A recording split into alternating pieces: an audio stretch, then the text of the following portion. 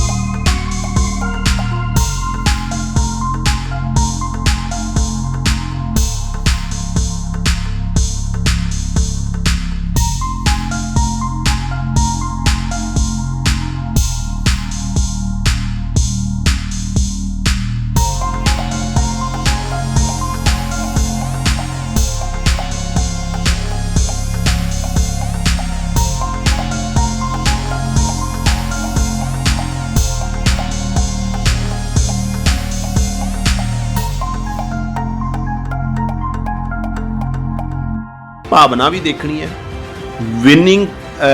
Winnability भी देखनी है, समाजिक ताने बाने का तालमेल भी देखना है, और ਜਿਹੜੇ ਇਲੈਕਸ਼ਨ ਜਿਹੜੇ ਬੰਦੇ ਨੇ ਲੜਨੇ ਉਹਦੀ ਲੋਕਪ੍ਰਿयता ਪਪੂਲੈਰਿਟੀ ਕੀ ਆ, ਉਹਦੀ ਇਮੇਜ ਕਿਸ ਤਰ੍ਹਾਂ ਦੀ, ਉਹਦਾ ਕਰੈਕਟਰ ਕੀ ਹੈ, ਇਹ ਸਾਰੀਆਂ ਚੀਜ਼ਾਂ ਨੂੰ ਧਿਆਨ 'ਚ ਰੱਖ ਕੇ ਜਿਹ 'ਚ ਲੋਕਾਂ ਦੀ ਭਾਵਨਾ ਵੀ ਆ ਜੂਗੀ।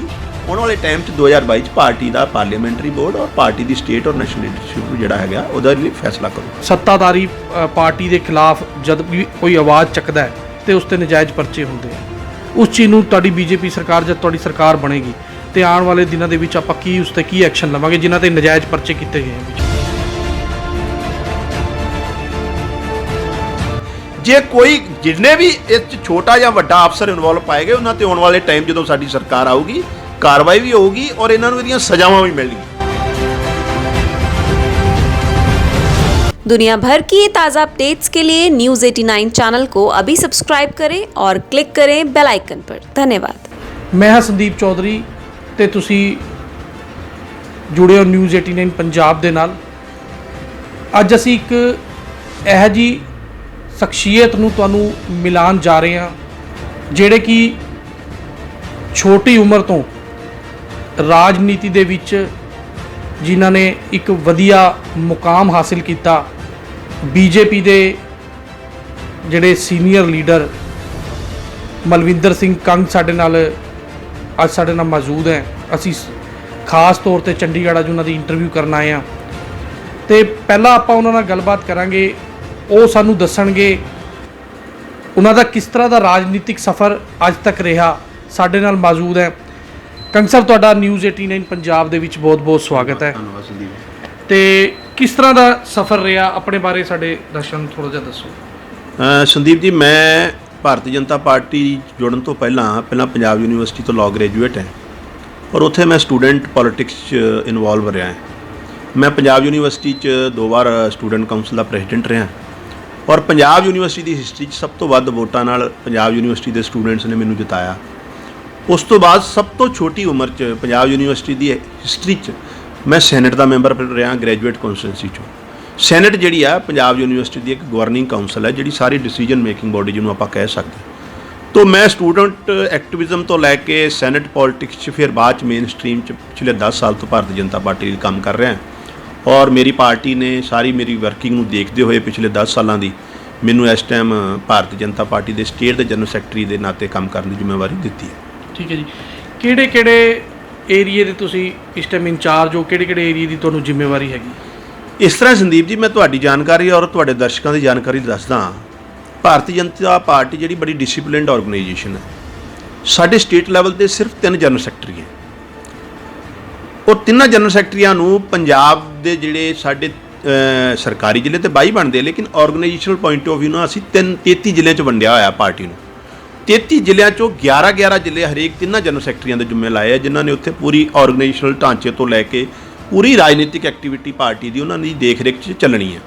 ਅਤੇ ਮੈਨੂੰ ਮਾਲਵਾ ਜ਼ੋਨ ਦਾ, ਜਿਹਦੇ 'ਚ ਤਕਰੀਬਨ ਸਾਰਾ ਮਾਲਵੇ, ਪੰਜਾਬ ਦਾ ਮਾਲਵੇ ਦਾ ਹਿੱਸਾ ਆ ਜਾਂਦਾ ਹੈ, ਜਿਸ 'ਚ ਸਾਰੇ ਪਟਿਆਲੇ ਤੋਂ ਲੈ ਕੇ ਫਾਜ਼ਿਲਕਾ, ਫਿਰੋਜ਼ਪੁਰ ਤੱਕ ਦੇ ਜ਼ਿਲ੍ਹੇ, ਉਹ ਸਾਰੇ 11 ਜ਼ਿਲ੍ਹੇ ਭਾਰਤੀ ਜਨਤਾ ਪਾਰਟੀ ਦੇ ਸਟੇਟ ਪ੍ਰਧਾਨ ਵੱਲੋਂ ਮੈਨੂੰ ਦੇਖਣ ਨੂੰ, ਆਰਗੇਨਾਈਜੇਸ਼ਨ ਨੂੰ ਕਿਸ ਤਰ੍ਹਾਂ ਮਜ਼ਬੂਤ ਕਰਨਾ ਹੈ, ਰਾਜਨੀਤਿਕ ਐਕਟੀਵਿਟੀਆਂ ਨੂੰ ਕਿਸ ਤਰ੍ਹਾਂ ਜ਼ਿਲ੍ਹਿਆਂ 'ਚ ਕਰਵਾਉਣਾ ਹੈ, ਨਿਚਲੇ ਸਤਰ ਤੱਕ ਸਾਡਾ ਪਾਰਟੀ ਦਾ ਢਾਂਚਾ ਮਜ਼ਬੂਤ ਹੋਵੇ। ਡੇ ਟੂ ਡੇ ਅਸੀਂ ਹਰੇਕ ਜ਼ਿਲ੍ਹਾ ਪ੍ਰਧਾਨ ਨਾਲ ਸੰਪਰਕ ਕਰਕੇ, ਸਟੇਟ ਦੇ ਆਫਿਸ ਬੀਰਰ ਵਾਕਿਆਂ ਨਾਲ ਸੰਪਰਕ ਕਰਕੇ ਅਸੀਂ ਪਾਰਟੀ ਨੂੰ ਮਜ਼ਬੂਤ ਕਰਨ ਲਈ ਕੰਮ ਕਰਦੇ ਹਾਂ। ਤਾਂ 11 ਜ਼ਿਲ੍ਹੇ ਜਿਹੜੇ ਮਾਲਵਾ ਜ਼ੋਨ ਦੇ ਆ, ਉਹਨਾਂ ਦਾ ਕੰਮ ਮੈਂ ਦੇਖ ਰਿਹਾ।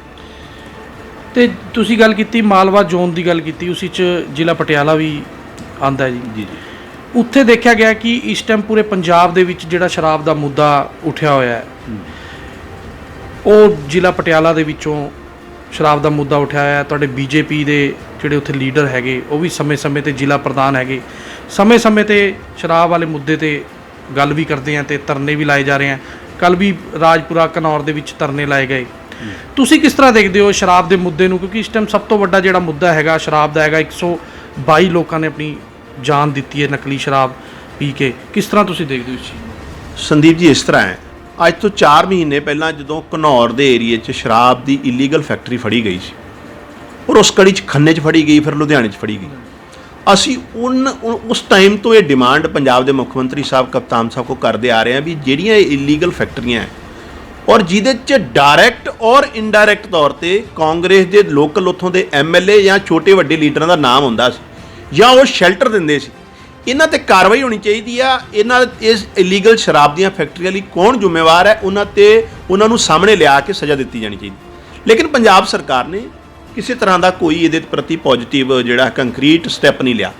ਈਵਨ ਸਾਡੇ ਕਹਿਣ ਦੇ ਬਾਵਜੂਦ ਪੰਜਾਬ ਦੇ ਮੰਤਰੀ ਔਰ MLA ਨੇ ਵੀ ਇਸ ਗੱਲ ਦਾ ਰੌਲਾ ਪਾਇਆ ਵੀ ਕਪਤਾਨ ਸਾਹਿਬ, ਤੁਸੀਂ ਐਕਸਾਈਜ਼ ਡਿਪਾਰਟਮੈਂਟ ਦੇ ਮੰਤਰੀ ਵੀ ਕਪਤਾਨ ਸਾਹਿਬ ਸੀ, ਔਰ ਉਸ ਟਾਈਮ ਜਿਹੜੇ ਚੀਫ ਸੈਕਟਰੀ ਸੀ ਉਹ ਇਸ ਮਹਿਕਮੇ ਦੇ ਪ੍ਰਿੰਸੀਪਲ ਸੈਕਟਰੀ ਵੀ ਸੀ।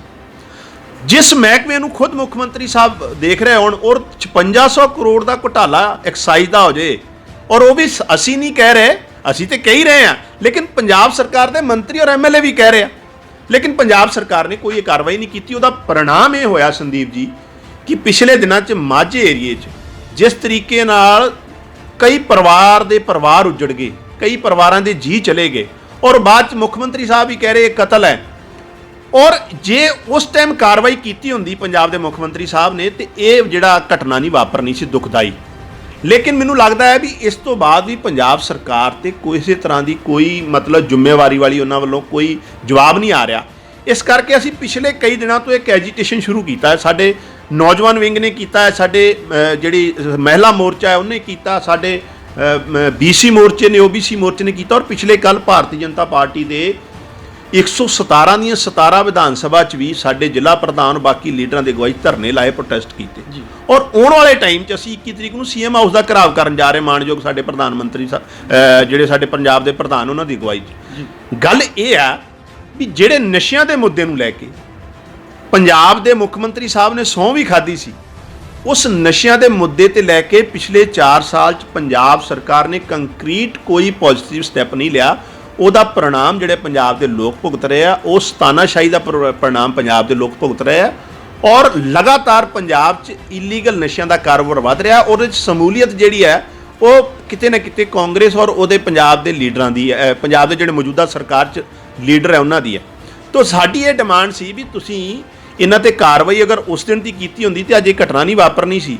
ਔਰ ਆਉਣ ਵਾਲੇ ਟਾਈਮ 'ਚ ਜਿੰਨਾ ਚਿਰ ਇਹਦੀ CBI ਇਨਕੁਆਇਰੀ ਨਹੀਂ ਹੁੰਦੀ, ਜਾਂ ਜਿਹੜੇ ਸਿਟਿੰਗ ਕੋਈ ਹਾਈ ਕੋਰਟ ਦੇ ਮਾਣਯੋਗ ਜੱਜ ਸਾਹਿਬ ਜਾਂ ਸੁਪਰੀਮ ਕੋਰਟ ਦੇ ਜੱਜ ਸਾਹਿਬ ਇਸ ਸਾਰੇ ਸਕੈਂਡਲ ਦੀ ਕੋਈ ਇਨਕੁਆਇਰੀ ਨਹੀਂ ਕਰਦੇ ਔਰ ਦੋਸ਼ੀਆਂ ਨੂੰ ਫਾਹੇ ਨਹੀਂ ਲਾਉਂਦੇ, ਇਹ ਅੰਦੋਲਨ ਭਾਰਤੀ ਜਨਤਾ ਪਾਰਟੀ ਦੇ ਚੱਲਦੇ ਰਹਿਣਗੇ, ਲੋਕਾਂ ਦੇ ਹਿੱਕ ਵਾਸਤੇ, ਪੰਜਾਬ ਦੇ ਹਿੱਤ ਵਾਸਤੇ।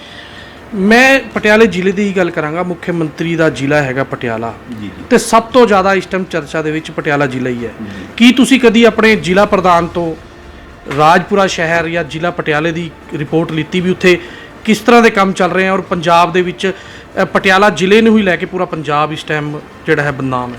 ਵੇਖੋ ਜੀ, ਜਿੱਥੋਂ ਤੱਕ ਸਾਡੇ ਜ਼ਿਲ੍ਹੇ ਪ੍ਰਧਾਨ ਜਾਂ ਸਾਡੇ ਸਟੇਟ ਦੇ ਜਿੰਨੇ ਵੀ ਲੀਡਰ ਹੈ ਕੰਸਰਨ ਕਿਸੇ ਵੀ ਨਾਟ ਓਨਲੀ ਇਨ ਰਾਜਪੁਰਾ, ਉਹਨਾਂ ਦਾ ਕੰਮ ਹੈ ਅਸੀਂ ਰੋਜ਼ਾਨਾ ਤੌਰ ਤੇ ਉਹਨਾਂ ਨਾਲ ਰਾਬਤਾ ਬਣਾ ਕੇ ਰੱਖਦੇ ਹਾਂ। ਔਰ ਵੀਡੀਓ ਕਾਨਫਰੈਂਸਿੰਗ ਦੇ ਰਾਹੀਂ ਪਿਛਲੇ 4 ਮਹੀਨੇ 'ਚ ਅਸੀਂ 350 ਮੀਟਿੰਗਾਂ ਕੀਤੀਆਂ ਆਪਣੇ ਜ਼ਿਲ੍ਹਿਆਂ 'ਚ। ਉਹ ਸ਼ੈਲਟਰ ਦਿੰਦੇ ਸੀ ਉਦੋਂ ਵੀ, ਕਿਉਂਕਿ ਰਾਜਪੁਰਾ ਜਿਹੜਾ ਹੈ ਉਹ ਕਪਤਾਨ ਸਾਹਿਬ ਦਾ ਹੋਮ ਡਿਸਟ੍ਰਿਕਟ ਹੈ। ਕਪਤਾਨ ਸਾਹਿਬ ਜਿਹੜੇ ਮੁੱਖ ਮੰਤਰੀ ਹੈ, ਉਹਨਾਂ ਦੇ ਜ਼ਿਲ੍ਹੇ ਦੇ ਅੰਦਰ ਉਹਨਾਂ ਦਾ ਅਗਰ MLA ਜਾਂ ਕੋਈ ਹੋਰ ਛੋਟਾ ਵੱਡਾ ਲੀਡਰ ਇਸ ਤਰ੍ਹਾਂ ਦੀਆਂ ਗਲਤ ਐਕਟੀਵਿਟੀਆਂ 'ਚ ਇਨਵੋਲਵ ਹੈ ਤੇ ਉਹਨਾਂ ਨੂੰ ਉਹਦੇ ਖਿਲਾਫ ਕੋਈ ਐਕਸ਼ਨ ਲੈਣਾ ਚਾਹੀਦਾ, ਲੇਕਿਨ ਨਹੀਂ ਹੋਇਆ। ਉਹਦਾ परिणाम ਰਾਜਪੁਰੇ ਦੇ ਲੋਕਾਂ ਨੇ ਵੀ ਭੁਗਤਿਆ। ਔਰ ਪਟਿਆਲੇ ਜਾ ਕੇ ਜਿਸ ਤਰੀਕੇ ਨਾਲ ਕਰੋਨਾ ਦਾ ਬਲਾਸਟ ਹੋਇਆ, ਇਸ ਤੋਂ ਬਾਅਦ ਪਟਿਆਲਾ ਜਿੱਥੇ ਹੋਮ ਕਨਸਟੀਟੂਐਂਸੀ ਕਿਸ ਚੀਜ਼ ਨੂੰ ਸਮਝਦੇ ਹੋ ਕਰੋਨਾ ਦਾ ਜਿਹੜਾ ਬਲਾਸਟ ਪਟਿਆਲੇ ਜ਼ਿਲ੍ਹੇ ਮੈਂ ਕਹਿ ਰਿਹਾ ਨਾ, ਉਹਦਾ ਉਸ ਤੋਂ ਬਾਅਦ ਅਗਲੀ ਘਟਨਾ ਉਸੇ ਕੜੀ 'ਚ ਇਹ ਹੋਈ ਵੀ ਪਟਿਆਲੇ ਜਿਹੜਾ ਡਿਪਟੀ ਮੇਅਰ ਸੀ ਕਾਂਗਰਸ ਦਾ, ਉਹਨੂੰ ਜਦੋਂ ਡਾਕਟਰਾਂ ਨੇ ਸਲਾਹ ਦਿੱਤੀ ਵੀ ਤੂੰ ਭਾਈ ਕੁਆਰੰਟਾਈਨ ਰਹਿਣਾ, ਉਹ ਕੁਆਰੰਟਾਈਨ ਜਿਹੜੀਆਂ ਸਰਕਾਰ ਦੀਆਂ ਡਾਇਰੈਕਸ਼ਨਾਂ ਦਾ ਪਾਲਣ ਨਹੀਂ ਕੀਤਾ।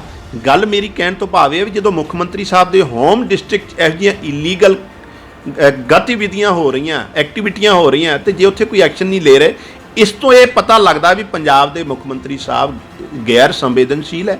ਉਹਨਾਂ ਨੂੰ ਪੰਜਾਬ ਦੇ ਲੋਕਾਂ ਦੀ ਚਿੰਤਾ ਨਹੀਂ ਹੈ, ਪੰਜਾਬ ਦੇ ਲੋਕਾਂ ਦੀ ਹੈਲਥ ਦੀ ਚਿੰਤਾ ਨਹੀਂ ਹੈ। ਜੇ ਆਪਾਂ ਗੱਲ ਕਰੀਏ ਹੁਣ 2022 ਦੇ ਚੁਣਾਵਾਂ ਦੀ, ਰਾਜਪੁਰੇ ਸ਼ਹਿਰ, ਕਿਉਂਕਿ ਅਸੀਂ ਰਾਜਪੁਰੇ ਨੂੰ ਰਿਪਰੈਜ਼ੈਂਟ ਕਰਦੇ, ਸਾਡਾ ਚੈਨਲ ਉੱਥੇ ਦਾ ਰਿਪਰੈਜ਼ੈਂਟ ਕਰਦਾ, ਉਸ ਨੂੰ ਅਸੀਂ ਗੱਲ ਕਰਾਂਗੇ ਰਾਜਪੁਰੇ ਦੀ।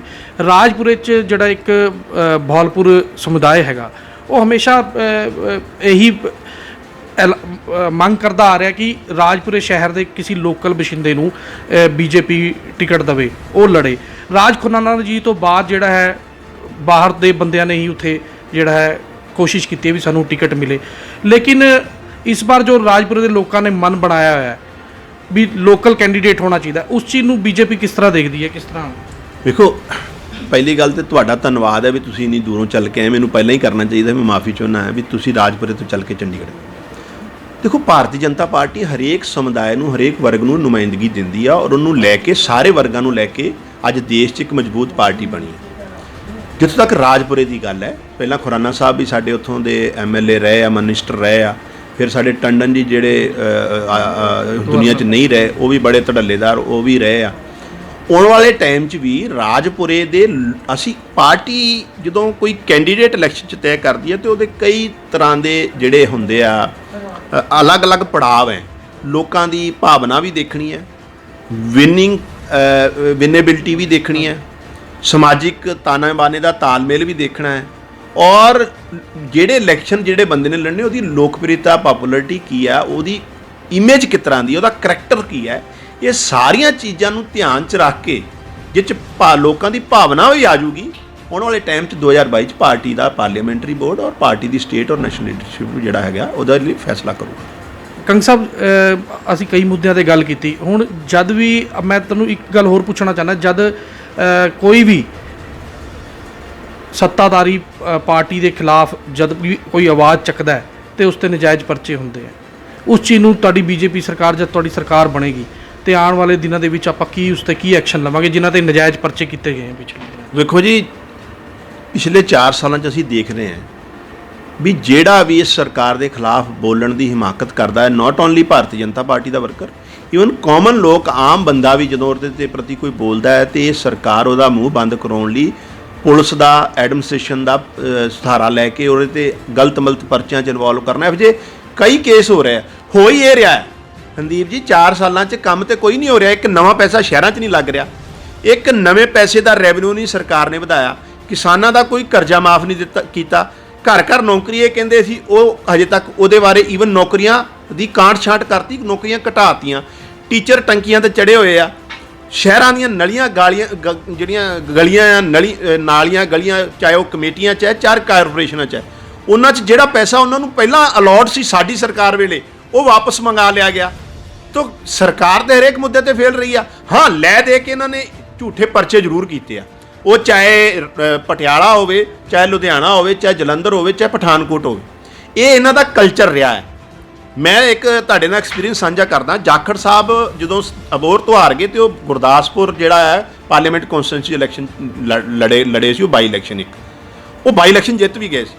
ਉਸ ਏਰੀਏ 'ਚ ਪਠਾਨਕੋਟ ਜਿੱਥੇ ਸਾਡੇ ਪ੍ਰਧਾਨ ਸਾਹਿਬ ਵੀ MLA ਲੜਦੇ ਆ ਇਲੈਕਸ਼ਨ, ਉੱਥੇ ਵੀ ਇਸ ਤਰ੍ਹਾਂ ਦੀ ਕੋਈ ਪਰੰਪਰਾ ਨਹੀਂ ਸੀ। ਇਹਨਾਂ ਨੇ ਉੱਥੇ ਹੀ ਪਰੰਪਰਾ ਪਾਤੀ ਝੂਠੇ ਪਰਚੇ ਦਰਜ ਕਰਾਉਣ ਲੈ ਦੇ ਕੇ ਪਿਛਲੇ 4 ਸਾਲਾਂ 'ਚ ਲੋਕਾਂ ਨੂੰ ਸਤਾਉਣ ਦਾ, ਤੜਫਾਉਣ ਦਾ, ਔਰ ਇਨੋਸੈਂਟ ਲੋਕਾਂ ਨੂੰ ਪੁਲਿਸ ਨੇ ਔਰ ਸਰਕਾਰ ਦੇ ਜਿਹੜੇ MLA ਆ, ਮਿਨਿਸਟਰ ਹੈ, ਲੀਡਰ ਹੈ, ਉਹਨਾਂ ਨਾਲ ਸ਼ੈਲਟਰ, ਉਹਨਾਂ ਨੇ ਪੁਲਿਸ ਦੇ ਸ਼ੈਲਟਰ ਤੇ ਉਹਨਾਂ ਨੂੰ ਮਾਰਿਆ, ਮਰਡਰ ਹੋਏ ਆ। ਪਿਛਲੇ ਦਿਨਾਂ 'ਚ ਵੀ ਸਮਰਾਲੇ ਵਾਲਾ ਆਇਆ, ਉਸ ਤੋਂ ਪਹਿਲਾਂ ਇੱਕ ਕਬੱਡੀ ਖਿਡਾਰੀ ਨੂੰ ਮਾਰ ਦਿੱਤਾ ਗਿਆ। ਲਾਅ ਐਂਡ ਆਰਡਰ ਤੇ ਇਹ ਬਿਲਕੁਲ ਫੇਲ ਰਹੀ ਹੈ। ਅਸੀਂ ਤੇ ਸਪਸ਼ਟ ਕਹਿੰਦੇ ਆ, ਜਿੱਥੇ ਵੀ ਸਾਡੇ ਮਾਣਯੋਗ ਪ੍ਰਧਾਨ ਸਾਹਿਬ ਜਾਂਦੇ ਆ ਜਾਂ ਅਸੀਂ ਪਬਲਿਕ ਡੀਲਿੰਗ ਕਰਦੇ ਆ, ਲੋਕਾਂ ਨਾਲ ਰਾਬਤਾ ਰੱਖਦੇ ਆ, ਜਿਹੜਾ ਵੀ ਆਫੀਸਰ ਜਾਂ ਉੱਥੋਂ ਦਾ ਲੀਡਰ ਹੈ ਉਹਨੂੰ ਜਵਾਬ, ਕਿਉਂਕਿ ਲੀਡਰ ਨੇ ਤੇ ਪੋਲੀਟੀਕਲੀ ਆਪਣਾ ਕੰਮ ਕਰਨਾ, ਲੇਕਿਨ ਜਿਹੜਾ ਅਫਸਰ ਹੈ ਉਹ ਸਾਰਿਆਂ ਦਾ ਸਾਂਝਾ ਹੁੰਦਾ, ਉਹਨੇ ਕਨਸਟੀਟਿਊਸ਼ਨ ਦੇ ਹਿਸਾਬ ਨਾਲ ਚੱਲਣਾ। ਜੇ ਕੋਈ ਜਿੰਨੇ ਵੀ ਇਸ 'ਚ ਛੋਟਾ ਜਾਂ ਵੱਡਾ ਅਫਸਰ ਇਨਵੋਲਵ ਪਾਏਗੇ, ਉਹਨਾਂ ਤੇ ਆਉਣ ਵਾਲੇ ਟਾਈਮ ਜਦੋਂ ਸਾਡੀ ਸਰਕਾਰ ਆਊਗੀ, ਕਾਰਵਾਈ ਵੀ ਹੋਊਗੀ ਔਰ ਇਹਨਾਂ ਨੂੰ ਇਹਦੀਆਂ ਸਜ਼ਾਵਾਂ ਵੀ ਮਿਲਣਗੀਆਂ। ਪ੍ਰਤਾਪ ਸਿੰਘ ਬਾਜਵਾ ਨੇ ਆਪਣੀ ਸਰਕਾਰ ਦੇ ਖਿਲਾਫ ਮੋਰਚਾ ਖੋਲ੍ਹਿਆ ਹੈ, ਉਸ ਨੂੰ ਕਿਸ ਤਰ੍ਹਾਂ ਤੁਸੀਂ ਦੇਖਦੇ ਹੋ? ਵੇਖੋ ਜੀ, ਪ੍ਰਤਾਪ ਬਾਜਵੇ ਨੇ ਕਿਉਂ ਖੋਲ੍ਹਿਆ? ਦੁੱਲੋ ਸਾਹਿਬ ਨੇ ਵੀ ਖੋਲ੍ਹਿਆ, ਸਿੱਧੂ ਸਾਹਿਬ ਨੇ ਵੀ ਖੋਲ੍ਹਿਆ, ਪ੍ਰਗਟ ਸਿੰਘ ਨੇ ਵੀ ਖੋਲ੍ਹਿਆ, ਰਾਜੇ ਵੜਿੰਗ ਨੇ ਵੀ ਖੋਲ੍ਹਿਆ। ਇਹ ਦੱਸੋ ਵੀ ਖੋਲ੍ਹਿਆ ਕਿੰਨੇ ਨਹੀਂ ਹੈ? ਇਸ ਟਾਈਮ ਪੰਜਾਬ ਸਰਕਾਰ ਤੇ ਪੰਜਾਬ ਸਰਕਾਰ ਦੇ ਜਿਹੜੇ ਨੁਮਾਇੰਦੇ ਆ, ਉਹ ਸਭ ਤੋਂ ਵੱਧ ਜਿਹੜਾ ਹੈਗਾ ਖੁੱਲ੍ਹ ਕੇ ਕਪਤਾਨ ਸਾਹਿਬ ਦੀ ਕਾਰਗੁਜ਼ਾਰੀ ਤੇ ਸਵਾਲੀਆ ਨਿਸ਼ਾਨ ਉਠਾ ਰਹੇ ਆ। ਔਰ ਅਸੀਂ ਤੇ ਸਾਡਾ ਤੇ ਲੋਕਾਂ ਨੇ ਜ਼ਿੰਮੇਵਾਰੀ ਵੀ ਇਹ ਲਾਈ ਆ ਵੀ ਲੋਕਾਂ ਨਾਲ ਜਿੱਥੇ ਜਿੱਥੇ ਧੱਕਾ ਹੋਊਗਾ ਤੇ ਅਸੀਂ ਤੇ ਆਵਾਜ਼ ਉਠਾਉਣੀ ਆ। ਇਹਦਾ ਮਤਲਬ ਕਹਿਣ ਤੋਂ ਭਾਵ ਇਹ ਆ ਵੀ ਕਾਂਗਰਸ ਦਾ ਇੱਕ ਕੋਈ ਵਰਕਰ ਜਾਂ ਲੀਡਰ, ਚਾਹੇ ਉਹ ਰਾਜ ਸਭਾ ਦਾ ਮੈਂਬਰ ਹੈ, ਚਾਹੇ MLA, ਚਾਹੇ ਮਿਨਿਸਟਰ, ਸਾਰੇ ਹੀ ਆਪਣੀ ਸਰਕਾਰ ਤੋਂ ਕਾਰਗੁਜ਼ਾਰੀਆਂ ਤੋਂ ਨਾਖੁਸ਼ ਹੈ। ਪੰਜਾਬ ਦੇ ਲੋਕ ਤੇ ਪਹਿਲਾਂ ਹੀ ਬਹੁਤ ਪਰੇਸ਼ਾਨ ਹੈ। ਕਿਵੇਂ ਦੇਖਦੇ ਹੋ ਫਿਰ ਆਉਣ ਵਾਲਾ ਸਮਾਂ, ਕਿਸ ਤਰ੍ਹਾਂ ਰਾਜਨੀਤੀ ਕਿਹੜੇ ਰੂਪ? ਦੇਖੋ ਜੀ, ਇਹ ਲੋਕਾਂ ਦੀ ਕਚਹਿਰੀ 'ਚ ਹੈ ਸਾਰੀਆਂ ਗੱਲਾਂ, ਔਰ ਆਉਣ ਵਾਲਾ ਜਿਹੜਾ ਸਾਲ ਸਵਾ ਸਾਲ ਰਹਿ ਗਿਆ, ਅਸੀਂ ਉਹਦੇ ਵਿੱਚ ਵੀ ਲਗਾਤਾਰ ਲੋਕਾਂ ਜਾ ਕੇ ਲੋਕਾਂ ਦੇ ਹਿੱਤ ਦੇ ਮੁੱਦੇ ਵੀ ਉਠਾਵਾਂਗੇ। ਜਿਹੜੀਆਂ ਪੰਜਾਬ ਸਰਕਾਰ ਦੀਆਂ ਜਿਹੜੀਆਂ ਭੈੜੀਆਂ ਕਾਰਗੁਜ਼ਾਰੀਆਂ, ਲੋਕ ਮਾਰੂ ਕਾਰਗੁਜ਼ਾਰੀਆਂ, ਉਹਨਾਂ ਨੂੰ ਵੀ ਲੋਕਾਂ 'ਚ ਲੈ ਕੇ ਜਾਵਾਂਗੇ ਔਰ ਲੋਕਾਂ ਨੇ ਹੀ ਜਵਾਬ ਦੇ ਦੇਣਾ ਹੈ ਕਪਤਾਨ ਸਾਹਿਬ ਨੂੰ। ਔਰ ਮੈਨੂੰ ਲੱਗਦਾ ਨਹੀਂ ਹੈ 2022 'ਚ ਕਾਂਗਰਸ ਦਾ ਕੋਈ ਲੀਡਰ ਜ਼ਮਾਨਤ ਵੀ ਆਪਣੀ ਬਚਾ ਸਕੂਗਾ।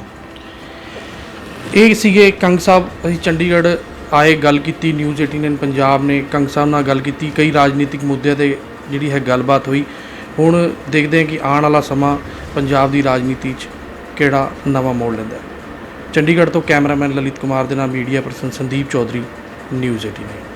PEPSU township development board Punjab ਦੇ ਵਾਈਸ ਚੇਅਰਮੈਨ ਸ਼੍ਰੀ ਜਗਦੀਸ਼ ਕੁਮਾਰ ਜੱਗਾ ਜੀ ਦੇ ਨਾਲ ਜੁੜਨ ਲਈ 9990107900 ਨੰਬਰ ਤੇ ਮਿਸ ਕਾਲ ਕਰੋ ਜਾਂ ਇਹਨਾਂ ਸੋਸ਼ਲ ਮੀਡੀਆ ਪਲੇਟਫਾਰਮਾਂ ਤੇ ਫੋਲੋ ਕਰੋ।